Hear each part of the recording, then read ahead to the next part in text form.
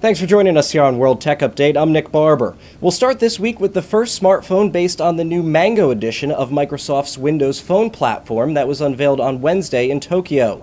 Developed by Fujitsu Toshiba Mobile Communications, the IS-12T has a 3.7-inch screen and a 13.2 megapixel camera. Bluetooth and Wi-Fi are included in the CDMA-based phone, which is also waterproof. It will be available in Japan only in September or sometime after.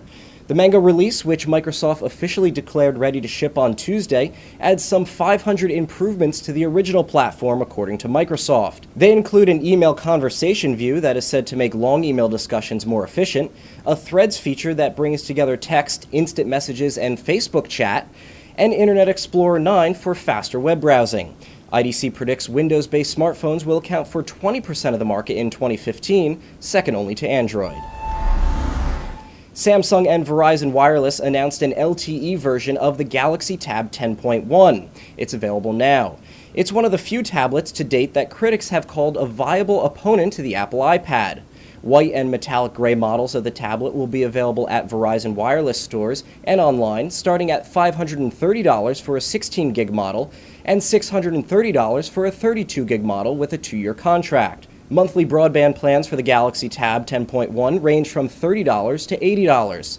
The new Samsung tablet features a 10.1-inch touchscreen, supports Wi-Fi, runs Android Honeycomb, supports Flash apps, and is powered by an NVIDIA Tegra 2 dual-core 1 GHz processor.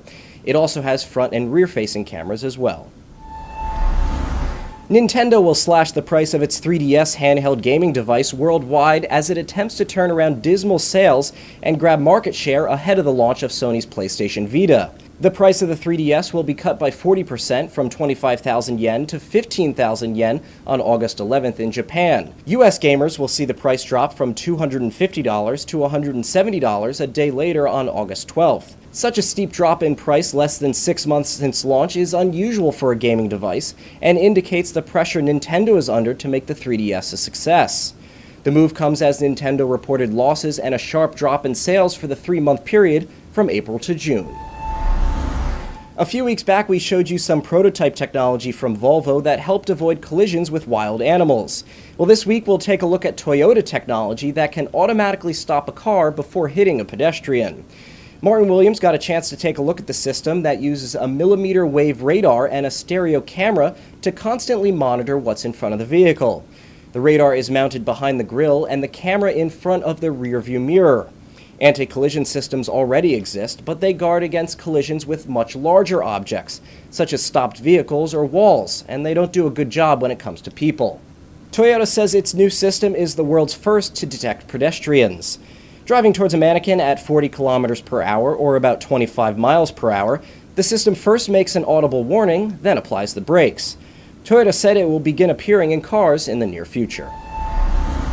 Martin also got a chance to check out the world's most advanced driving simulator, designed to replicate the sensations of sitting behind the wheel of a car. Inside the dome is a Lexus loaded with electronics and sensors to interface with the simulation system. The wheels have been replaced with mounts that simulate road vibrations, and the speakers reproduce wind noise. Toyota has programmed a Japanese town into the system since research shows that most accidents happen near the home in settings just like this one. The simulator allows Toyota to run the same simulation past many drivers to see how reactions change depending on age and sex.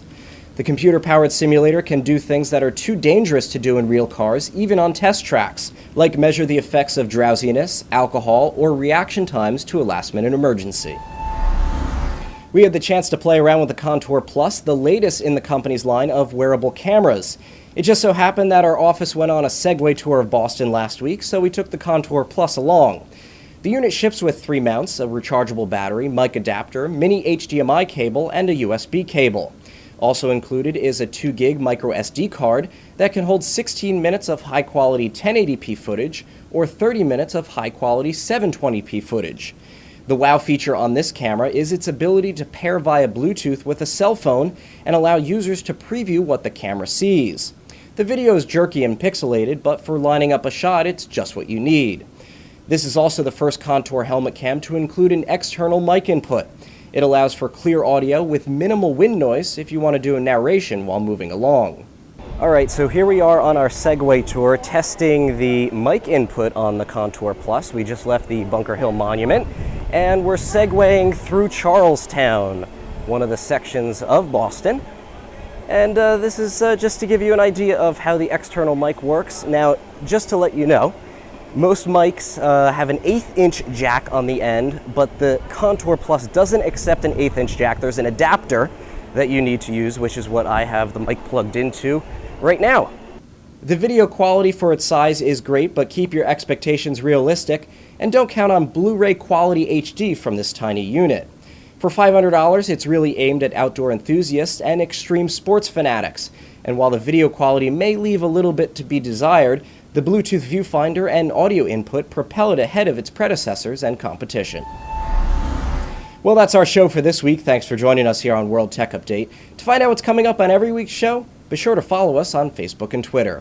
As we head out this week, we'll leave you with shots of robots dancing at the China National Robotics Championship. I'm Nick Barber, and for all of us here at the IDG News Service, thanks for watching, and we hope to see you next week.